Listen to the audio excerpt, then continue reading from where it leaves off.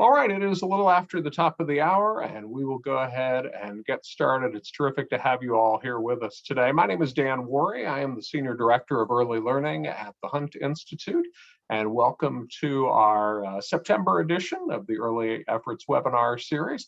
We'll be underway in just a moment with our panelists, but before we get started, I want to introduce our President and CEO, Javed Siddiqui, for a few opening remarks. Javed. Thanks, Dan. Thanks to you and your team for putting this great webinar together. The numbers are going to be fantastic. So glad to have all of you with us this afternoon. As Dan said, my name is Javed Siddiqui. I have the good fortune of serving as the president and CEO of the Hunt Institute. For the benefit of anybody who might be joining us for the first time today, the Hunt Institute is the creation of our founder and namesake, four-term North Carolina Governor Jim Hunt. We serve as an education policy support to governors, state legislators, and other high-level elected and also appointed officials across the country. We cover the entire continuum from prenatal all the way to post-secondary and workforce education policies. In this early effort series, we focus on the early childhood portion of the spectrum and are excited to welcome a terrific panel today representing home visiting models, working to ensure the safety, healthy development, and school readiness of our nation's young children. There's no question this pandemic has had serious, widespread consequences for children and families across the globe, leading to unprecedented changes in the daily lives of many, especially for parents and caregivers with limited resources and supports. The pandemic has exacerbated the uncertainty, stress, and isolation experienced by too many vulnerable children and certainly families. So to address these concerns during a public health crisis, home visiting programs have become more nimble, more than ever, providing services virtually, creating other innovations and opportunities to serve families. So to share more about these, how they've adapted, we're joined today by leaders of 4 of the nation's most prominent home visiting models. I'm going to turn it back to our Senior Director of Early Childhood, Dan Worry, to get our conversation going and introduce our guests. Dan. Thanks so much, Javed. Hi again, everyone. It's great to have you with us. And indeed, we are going to be talking about home visiting, COVID, and the future of home visiting. And we have a fantastic panel of home visiting leaders from across the country. They are Constance Gully, who is President and CEO of the Parents as Teachers National Center in St. Louis, Kathleen Strader, who is National Director of Healthy Families America, Prevent Child Abuse America, Sarah Walzer, who is CEO of Parent Child Plus, and Frank Dadone, President and CEO of the National Service Office for Nurse Family Partnership and Child First. First, welcome all of you. It's great to have you with us, and thanks for taking time out of your day to come and be with us. A couple of housekeeping reminders for the good of all before we get started. First, later in the hour, we are going to take some questions from the chat. So if you have questions that are raised during our conversation today, if you'd like to go ahead and use the Q&A function that is down at the bottom of your Zoom screen there, you can enter a question and we'll try to get to some of those, along with some pre-selected questions. Had some correspondence this morning, some of you chiming in with some questions already even before the session today. So we'll try to get to as many of those as we can. Also, do note that we try to ensure that all of our early efforts series is closed captioned. So if you need to access that service, please note that you can do that down from the Zoom menu at the bottom of the screen, and we're glad to provide that as a service. Finally, note that you will be able to find a recording of today's session on the Hunt Institute's YouTube channel in the next couple of days and on our website at hunt-institute.org, and we'll drop a link to that in the chat as well.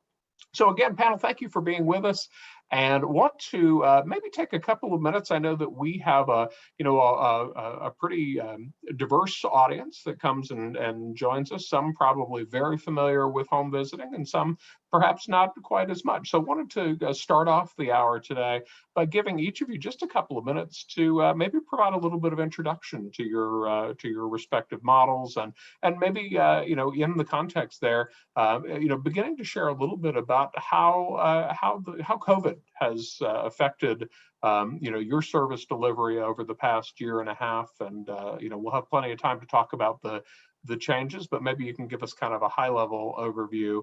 One of the things that I would note about your models is that they in some cases serve children at different ages.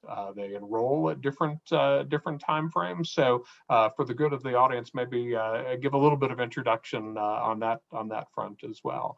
And Constance Scully from Parents as Teachers, I think we'll start things off with you. You want to give us a little background on PAT? Sure. Thanks so much, Dan. Our vision at Parents as Teachers is that all children will learn, grow, and develop to realize their full potential. We do this by supporting and engaging their parents and caregivers. So PAT is designed to support any family along the continuum prenatal through kindergarten. The model itself consists of 4 dynamic and interactive components. Personal visits, typically in the home from certified parent educators, group meetings, developmental and health screenings for children and caregivers, as well as linkages to community resources. And we have 4 primary goals: to increase the knowledge of early child development and improve parenting practices, to provide early detection of developmental delays and health issues, prevent child abuse and neglect, and lastly, to increase children's readiness and success. So our model is designed with fidelity and quality requirements, and it also has the flexibility to be locally customized to meet the needs of the community and the families we partner with. Annually, we serve about 186,000 families and 221,000 children through approximately 1.8 million home visits. And prior to the pandemic, PAT had conducted a 4-year virtual home visiting pilot project with the University of Southern California, in which we demonstrated the feasibility and the desirability of virtual home visiting. So we were seeking funding to continue with hybrid approaches, both on ground and virtual service delivery when the pandemic hit. The COVID-19 crisis propelled PAT's virtual work forward, and with an award from the Heising Simons Foundation, we were prompted to create and disseminate training and professional development to the entire home visiting field on how to deliver services virtually through interactive video conferencing and telephone visits. Since March of 2020, about 2/3 of the PAT affiliates across the country have reported in real time that we've conducted approximately 700,000 visits through virtually through either interactive video conferencing or telephone visits. During the pandemic, we learned a lot. The important need, first of all, to support home visiting professionals in their work with virtual service delivery, as well as taking the time for self-care. We were all experiencing the pandemic alongside the families that we serve and partner with.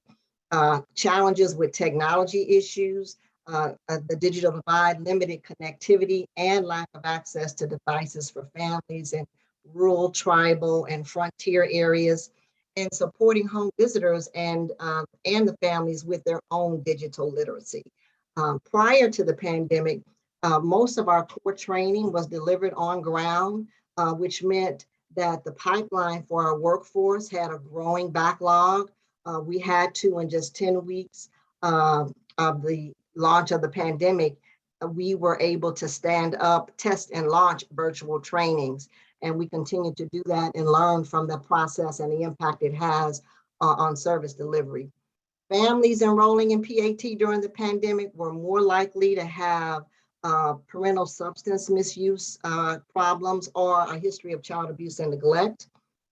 Also, families enrolling were significantly less likely to be low income or have housing instability or have a child with a disability or a health condition, which really was an indication that some of the hard to reach families are even more difficult to reach during this time. So some of which could be explained by the digital divide, but at the same time, it speaks to the challenges that families are having in general.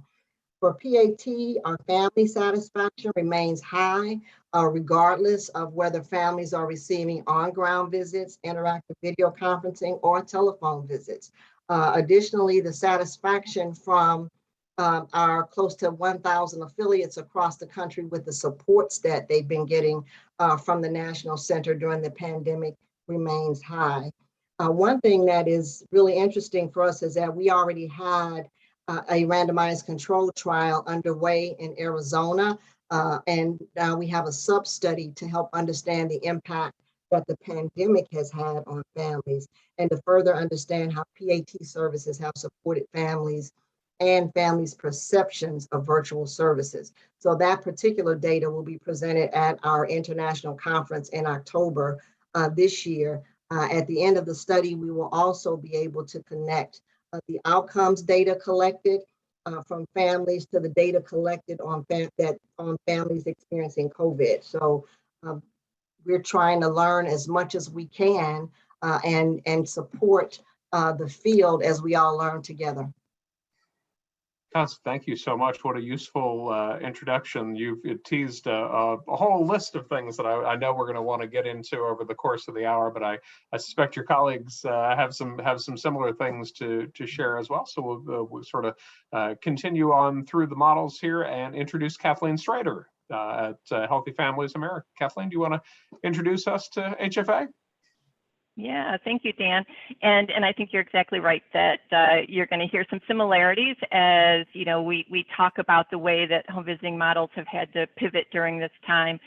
By way of a little bit of introduction to the Healthy Families America model, as you mentioned right at the outset, we are headquartered within Prevent Child Abuse America, which is in Chicago. However, our entire national office staff for Healthy Families America works remotely and do so intentionally, given the fact that we really want to be as close on the ground to the work that is happening to support the local affiliates who are implementing the HFA model. Currently, we have about 600 local affiliates who are delivering HFA services. That involves about 7,000 staff that support at any given time about 70,000 families. And while I'm sticking with kind of a by the numbers approach, that equates to about 1 million home visits that are happening each year. And that really, when we think about the scope and scale of the work that we all are doing with families and the amount of transition that was required in terms of as immediately as possible making a change to virtual visiting. It is an incredible lift, but it is on the shoulders and really elevating the incredible work that our local staff all did in terms of making that transition. I'll talk a little bit more in a minute about the guidance that we provided and the support around that. But just by way of thinking a little bit more about the HFA model, we will be celebrating our 30th anniversary next year. The HFA model really kind of grew up from the community, evolved in kind of a grassroots sort of way, and we've continued to kind of anchor to that throughout the years, evolving based on input and experiences from those who are implementing, to ensure that, you know, we're also staying, you know, relevant with community demographics and needs that are expressed by the community. Our model is kind of the roots of our model emanate from the study of infant mental health, which is really all about relational health and how it is that we support the connection, the nurturing relationship between parents, caregivers, and their their children. The model can begin working with families as early as prenatally and remain involved with families up until age 5. Oftentimes, that may look a little bit different in different communities. One, because of the flexibility that the model extends to allow for what is going to work best for any one particular community while maintaining fidelity expectations to the model, but also has to do with some of the funding availability and in any particular community that for some, may allow them to stay connected with families for 3 years while others are able to stay involved for as long as 5. So there's a little bit of a variation there. So in terms of the impact of COVID and the response of the model, we began a transition to virtual in March of 2020 in the way that others did and had to. And I will tell you that I can still remember being asked in the early part of March to give some projection about impact associated with COVID to, what might we need to be planning for, and really believing at that time that maybe we'd be with like a 2-month window of needing to make significant adjustment. And here we are 20 months later, and it has required enormous effort. We, 2 months in May of 2020, began to realize we had to, just as Constance described, we had to make a switch to the way in which our staff were trained, because we too had been entirely in person in bringing people together for model-specific training.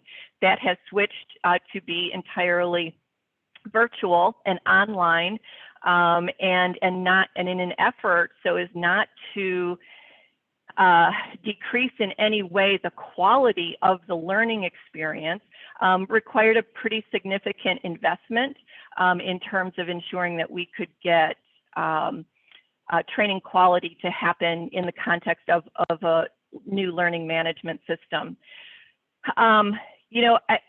More than just thinking about the transition from in-person to virtual, I think the other thing that we and our sites have all been thinking about as well is the challenges that families have faced that have been exacerbated by the pandemic, the increased stresses and pressures and disparities that have been faced by families as well as many of our staff.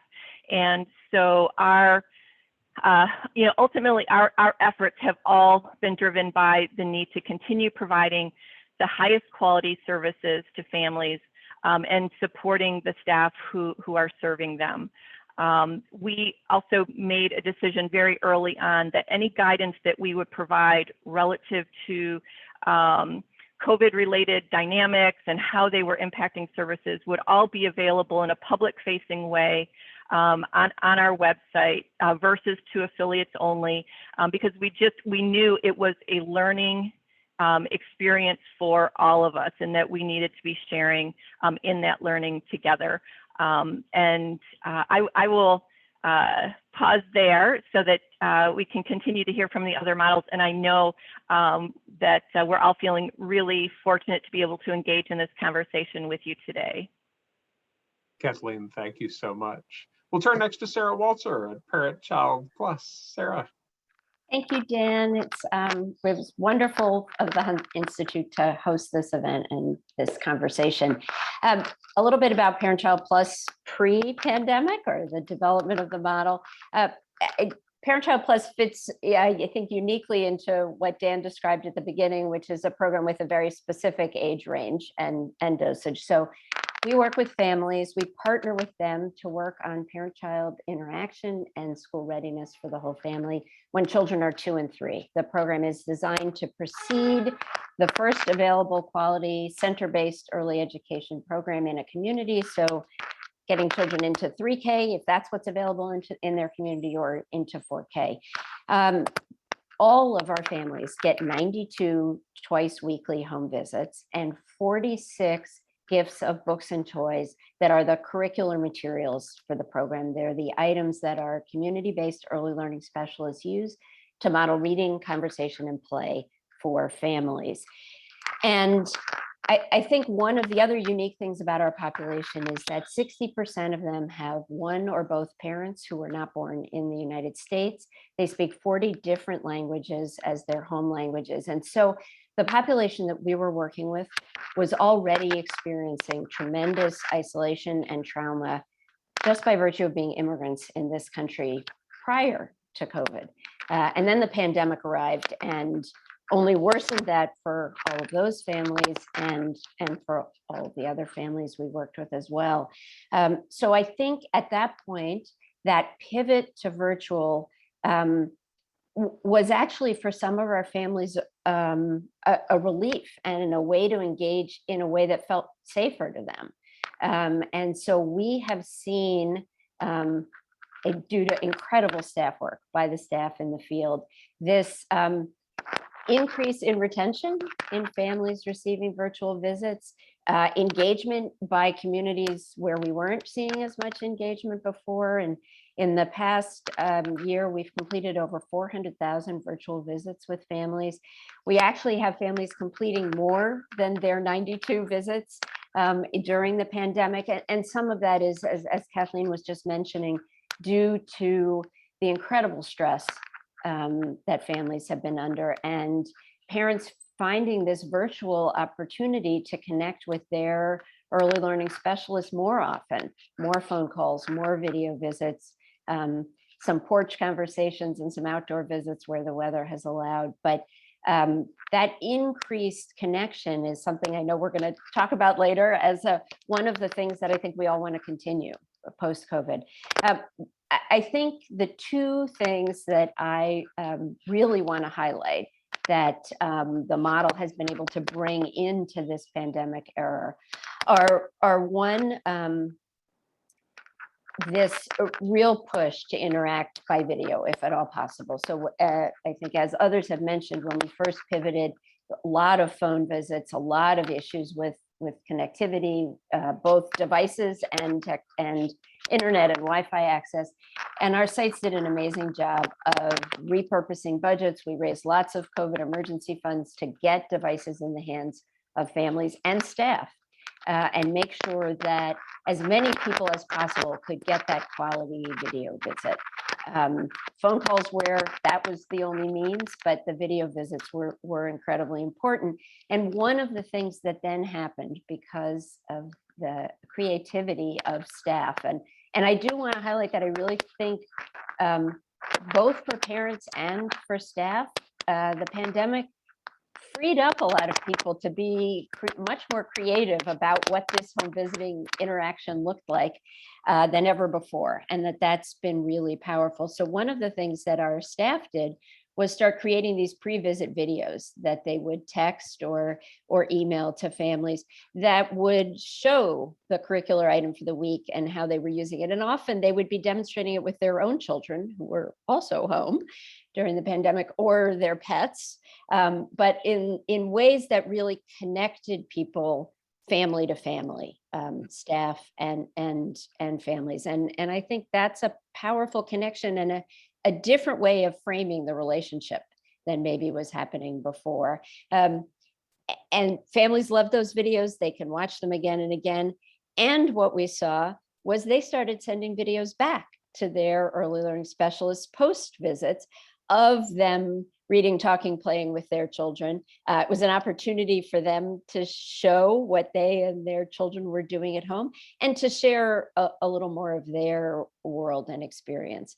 The other thing that I think is critically important, and we talk about this a lot, all of us have talked about it on many of the rapid response calls, but the pandemic also revealed all kinds of challenges and barriers that the families that we work with were facing, and forced everybody to reckon with them, I think, in a way that they hadn't before. So not only were our staff delivering the books and toys, that the program materials to our families, they were delivering food, they were delivering diapers, They were delivering housing vouchers. They were delivering cash that we were raising from very generous donors for families who did not have access to many of the COVID government benefits, who didn't have the transportation to get to a food bank or a grocery store that they felt safe going into, who didn't have access to diapers, which were in shortage in massive ways across the country.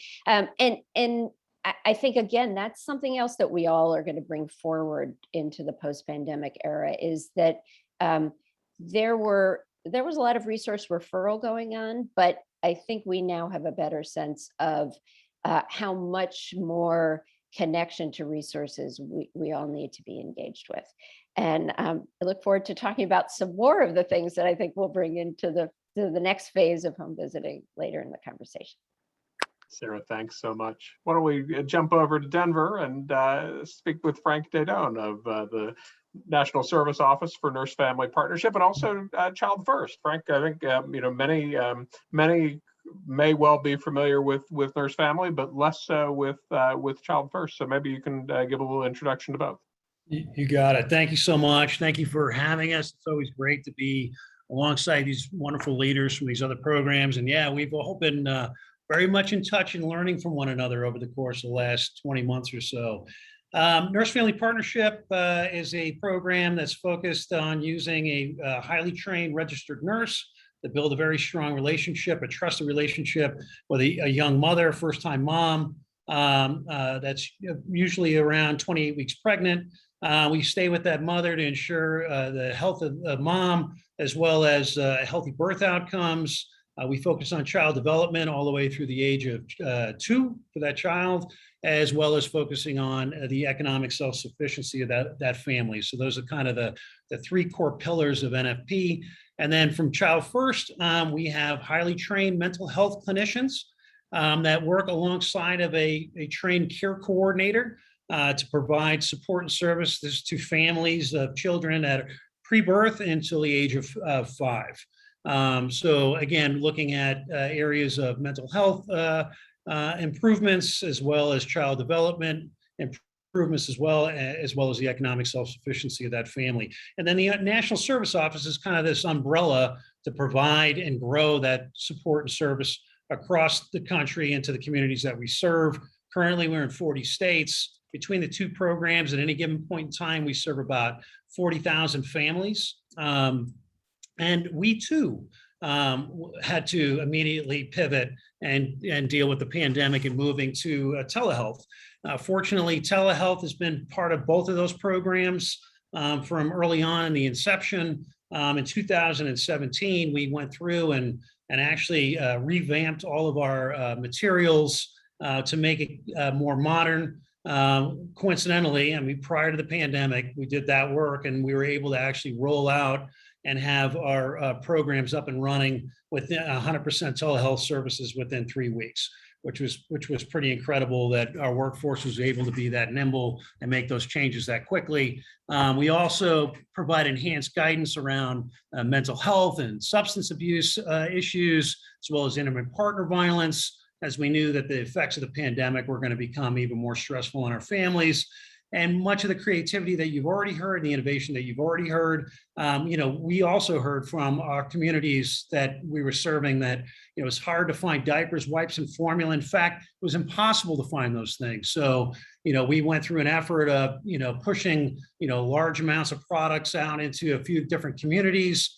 And one of the things that we learned is, even though we were able to get those products out, it really was not a super efficient approach to trying to provide support. One thing, though, that we did learn was that about 10% of our network, of our families, had no type of connectivity whatsoever. So in a partnership with Verizon, we were able to acquire about 4,000 phones, and we were able, through some generous donations, provide service for those phones for up to 10 months for our families, and distributed those all through our network of our nurses and mental health clinicians. And then also, we also did what we call the program called Funds for Families. And that was dollars that were raised from generous donors again. And we reached about 5,500 families with $500 cash assistance. So we did that as well. And then just recently, we actually piloted a program looking at the child tax credit and how to help families be able to access those dollars. And with a pilot group of about 114 families, they pulled down collectively about $400,000 in tax credits, which is about $3,600 per family, which is obviously pretty significant, especially in a time like this. So I'll go ahead and pause right there and hand it back. Terrific. Thanks, Frank, so much. And, I think listening to all four of you, I think back to, Javed's mentioned at the beginning of the hour, really just to how nimble all of the models have been and had to have been, over this past year to really make this work. But really is amazing the extent to which I think all of you have been able to, sort of shift rapidly and meet the needs of families during this very unusual time. I know we've a lot of questions probably still to come on sort of how, how COVID continues to shape, but I want to let you expand a little bit on maybe the post-pandemic future. I know it's hard to even imagine right now because it's seemingly just goes on and on. But if we could imagine a world for a moment where the pandemic is ended, what do you feel like the current situation and what you've experienced over the past year and a half sort of foretells around the future of home visiting and the future of your models? I think we've definitely heard even in your opening comments ways that there have been some really distinct silver linings maybe to this time. Certainly not to the pandemic itself, but the virtual option, for example, maybe has been very good for engaging certain families. But then, Constance, I mean, I'm very mindful of some of what you shared as well about ways that it may not be terrific for all families. So maybe Constance, maybe we'll start with you. What do you think the pandemic sort of foretells for the post-pandemic future of home visiting right now? And Constance, you're muted. Sorry, Dan. Thank you. Some of what our home visitors recognized were opportunities to further partner with families to share power and encourage their leadership as they problem solved on tech issues and redesign how parent-child interactions and discussions took place. The honing of visitors' skills in coaching, observation, and listening that took place are critical to virtual service delivery, but they can also be leveraged in hybrid and on-ground services. I think that really being attentive to the voice and choice of families is something that my hope is that post-pandemic will come into play, where I think one of my colleagues mentioned earlier, just the flexibility that we avail to the professionals that we certified during the pandemic has been especially helpful. I mean, we talk about on-ground versus interactive video conferencing or telephone visits. I've heard from professionals that said, hey, for this family, we do this portion of the visit through interactive video conferencing, but this particular component of the visit is easier to do with this family by telephone. So really being able to engage families in a power dynamic that is beyond, I think, anything that home visiting has seen before is something that I hope that we don't try to box families into what works for whom, but really meet the needs of the families based on the voice, the choice, and the current experience that a family is having and the stressors that need to be addressed for that individual family. I think that's something that we learned through that rapid response collaborative and hearing from the experience that professionals are having and saying, what does parent-child interaction look like now? Well, before, sometimes it was natural for a home visitor to model rather than coach. With interactive video conferencing or telephone visits, you cannot get in the middle of that connection between the parent and the child. So the attentiveness that the observation that occurs is very different, and the parents parental engagement, it looks different. So I think that is something that is powerful that will never change beyond where we are in the midst of these waves of the pandemic that we're all going through.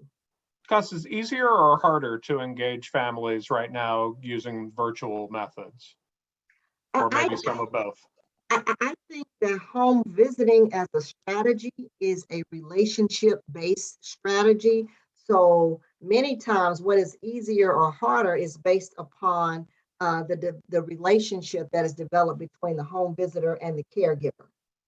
So that is the challenge that has to be overcome every time, whoever the professional is and whoever the family is. So I don't know that, I think some things come more natural for different individuals. What we're seeing from the perspective of family satisfaction and the feedback that we're getting is that it's not about what I think life for all of us is hard right now. But for home visiting, it's about connecting with families by any means necessary. And as long as the families are open to receiving that support, and the professionals that we all certify continue to lean in to give it, it works. Terrific. Kathleen, weigh in on behalf of Healthy Families America. What do you see as the future implications of the changes that you've had to make over the past 18, 20 months? Yeah, I think we've all learned an incredible amount. And so maybe kind of picking up on what Constance was saying in terms of, how it is that, through the use of virtual visiting, virtual training, what has happened is we've increased equitable access to experiences like participating in family support services, participating in training. And for those reasons, we will continue post-pandemic to offer services in that way. For a long time, even pre-pandemic, we talked that the Model Alliance has, for a long time now, and in the home visiting field, even beyond the Alliance, talking about what precision home visiting means, which is how do we begin to learn and understand what works best for whom. And I would like to think, and I believe, myself and my colleagues agree that when we have modalities in the ways like virtual and in person that exist, it provides us the flexibility to do exactly what precision home visiting calls for, which is providing a service in a way that will work best for a particular family. And we know that in the pandemic, we have been able to engage families that otherwise in a pre-pandemic, non-virtual way, we would not have been successful in engaging. We also know that we have families who are very much wanting their home visitor to be in person with them. And so it's our role to help identify how to ensure that whether we're providing virtual or in-person services, that we're doing so in a way that best meets the needs of the family and still continues to allow the outcomes that evidence-based home visiting has demonstrated to still be achievable. We've heard great stories of why this has been so important for families. Just as one example, families who we have worked and supported in the goals that they set for themselves, and that might have been a goal to eventually go to college, and yet achieving that goal has often meant then the discontinuation of home visiting services if they have left their service area and they are now no longer available to meet with their home visitor. In a virtual environment, those services go along to college as well. And we've had some great stories from families who are so grateful for the opportunity to continue. And whether that's, so thinking about college students, thinking about migrant staff or workers thinking about those who are impacted by natural disasters, whether hurricanes or wildfires. There's so many things that are going on in our country. When families are displaced, virtual visiting provides an option that ensures we can continue to be there for the support that the family is needing. And I see so much of what we have learned during COVID, which has been not only a health crisis, but during this time, we've also been dealing with the crisis of racial and social injustice, and how it is that we pull all of this together to position home visiting to provide what families are needing most. And hopefully the post-pandemic era arrives soon, but I know we're all, there's a lot of uncertainty there. Definitely. Sarah, weigh in on behalf of Parent Child Plus. What do you see as the future of the model in light of what we've experienced here recently? I mean, I think the future of the model definitely holds both virtual and in person for different families in it, and probably a mix for families. And I think to echo Kathleen and Constance, I think the key question going forward is going to be what works best for whom. But not only what works best for whom, but what works best for whom when, and the ability to shift during the course of a family's participation in home visiting from one to the other, depending on what's happening in the family's life. I think, Kathleen gave a couple of great examples. The other one I would add to that is families facing housing insecurity, who often get moved out of the catchment area of their home visitor, and now they don't have to. They can continue the visits with that person virtually if that's what they want and feels most important to them. We also see so many of our families work irregular hours, and their shifts change and their hours change, and all of a sudden they need to reschedule, and maybe it doesn't fit with their early learning specialist schedule. Now we have an opportunity to shift those visits virtually. We're also seeing, and I know some of my colleagues are as well, we're seeing more dads able to participate because we're able to schedule visits at times that might not have been a time when a staff person could travel, like 5 o'clock in the evening, in order for them to be able to finish and be home to their own family. But now they can do a half-hour virtual visit with a family at that point in time. So I think it gives us enormous flexibility to meet families' needs. And the one other thing I want to highlight is the amazing flexibility it gives us around training and communication, both internally across our own models and then across models for staff. That one of the things that we have found has been really powerful about virtual training and our virtual conference is this ability to really engage our field staff in doing portions of the training and running sessions at the conference. We had a group of staff this year who virtually worked together to create a new anti-bias book checklist for all the curricular materials in our program. That would not have happened if we hadn't all discovered the power of Zoom, because conference calls were tedious and people are working, all different hours in all different places, and gathering together wasn't an option. So I think there's an incredible power of virtual, both at the family level and at the staff level. And I know we're going to get to this, but also at the cross model level, which I think are all things that we're going to all embrace going forward. Great. Frank, want to give you a chance to sort of jump in and weigh in on sort of how you see the past 20 months influencing the future of what nurse-family partnership, for example, will look like going forward post-pandemic. Yeah, I would imagine it's probably, my apologies, my internet went out there for a minute. So yeah, it's probably similar to what everybody's already said. I heard Sarah making comments about fathers being able to join the meetings as well, which I think is very accurate. But there's also, from an engagement perspective, there's an opportunity there as well, where if a nurse is going to be meeting with a mom and for whatever the reason at that moment in time, they felt like, hey, now's not the right time, they can actually do a quick telehealth visit to keep that family engaged. And the reason why we think that that's pretty effective is, we have seen our percentage of visits completed have actually increased.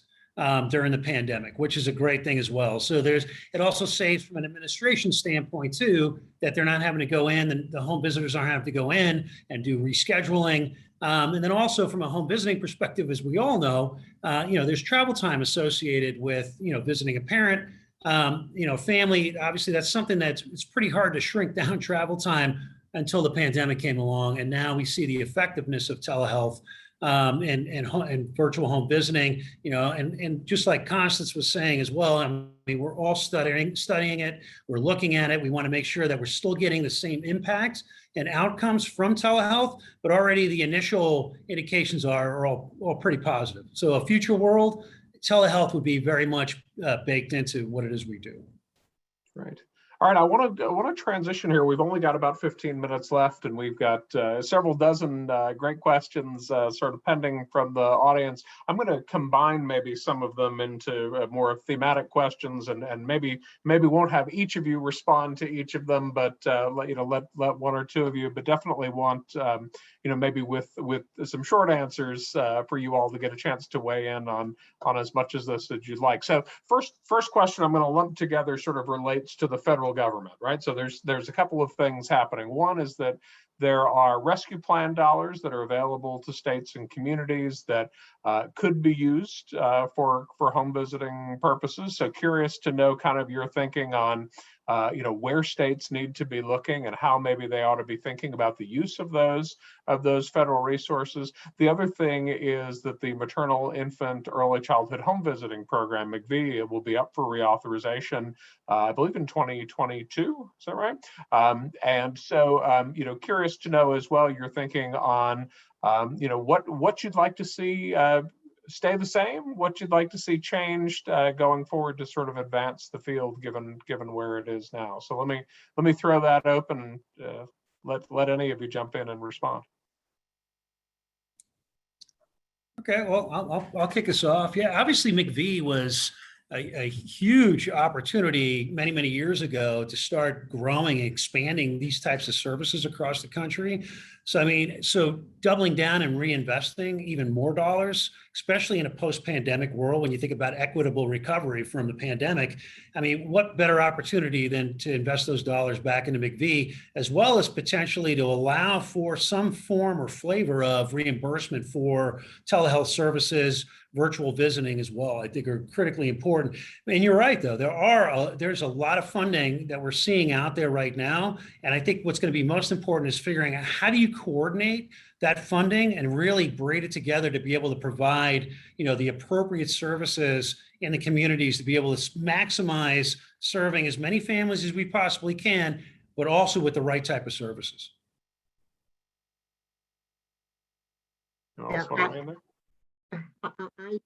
If I can, I'll chime in on Frank's coattails and just say that one of the challenges with MCV is that it's been flat for the entire 10 years of MCV, and we understand that the investing in early childhood has a high return on investment, and not investing has an even higher cost. So really increasing the dollars available to serve more families through MCV, because the current structure really has really afforded a decrease in the reach when we consider not just all of the MCV models, but all of home visiting. The number of families that we're connecting with is literally a drop in the ocean when you consider the need, even though we know that the power and the impact of the strategy. So I think that one of the great things that came out of the Alliance is that connection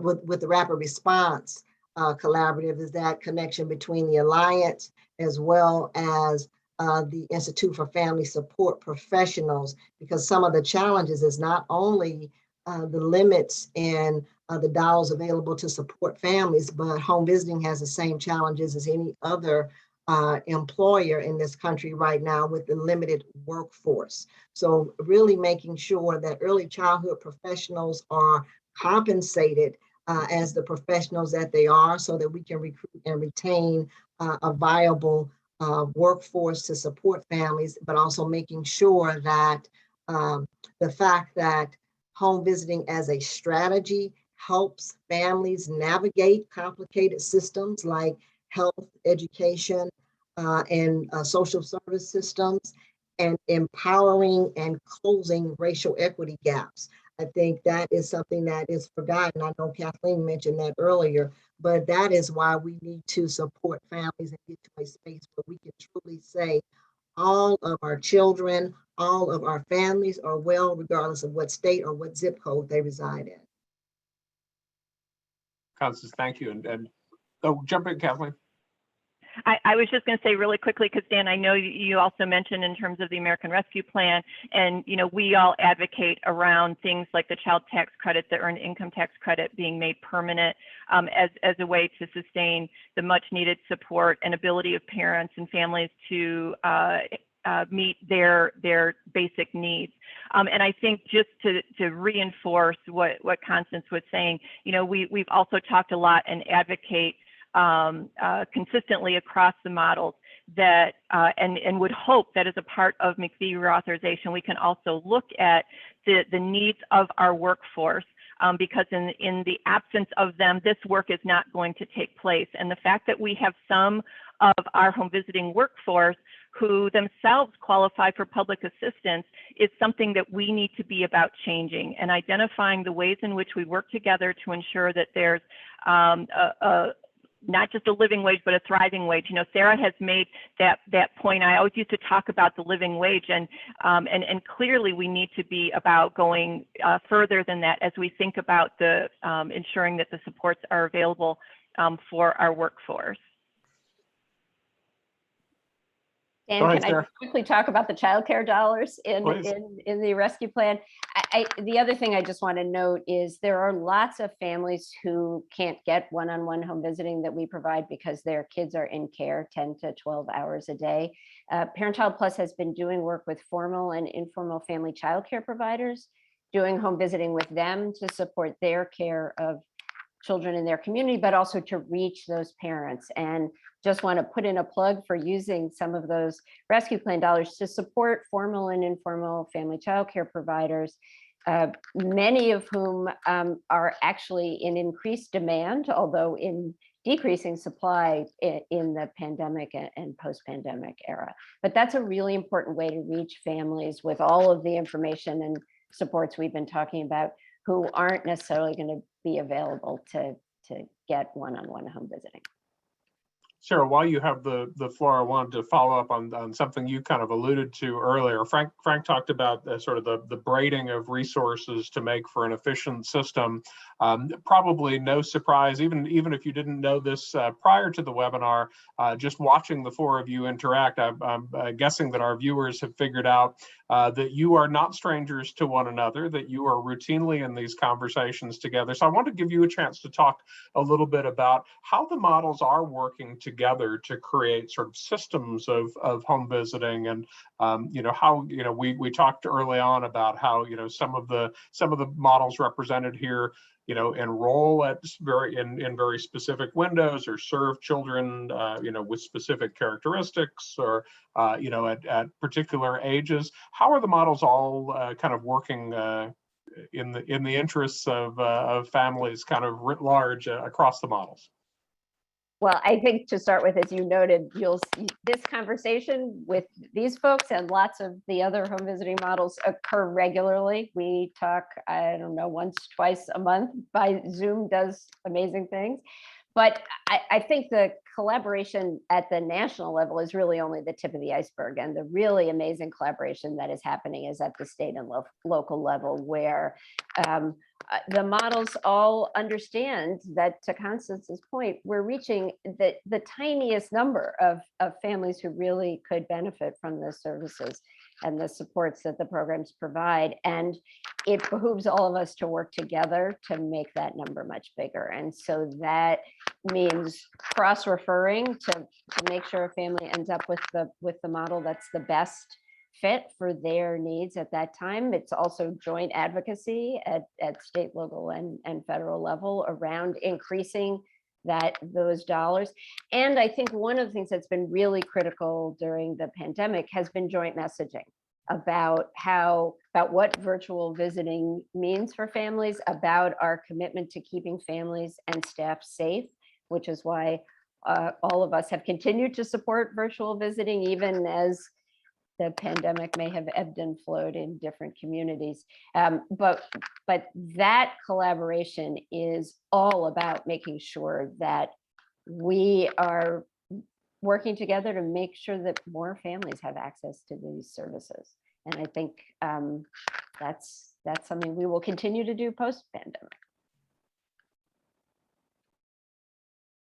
Constance, were you going to jump in?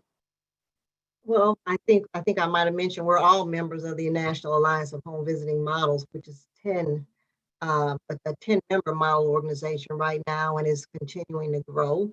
The power of the Rapid Response Virtual Home Visiting Initiative was that the National Alliance for Home Visiting Models was one of the steering partners, and then the Institute for Family Support Professionals, where we also opened the door to those 10 or 12 additional models and open the door to those entire workforces to engage in adding value to that durable content that was developed, that as well as at one time weekly webinars, so that the field would have this broader support. All of the models were providing guidance to our fields individually, and that was a space where models could connect with one another.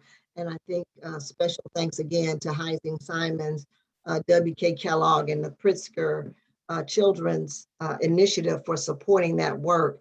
But that collaborative also had an evaluation, and that provided us data demonstrating how coming together to support the home visiting workforce and engaging the workforce in those supports made a monumental impact on our ability to continue supporting and partnering with families during these complicated times. So even the supervisor's toolkit and those resources that are not just available to home visiting, but for any family support professional, they can go onto the Institute's website, access those modules on virtual service delivery at no cost, as well as review any of those webinars. And I think for the thousands of professionals that engaged in those webinars over time, they can even access a badge when they complete all 6 of those modules, a virtual home visiting badge.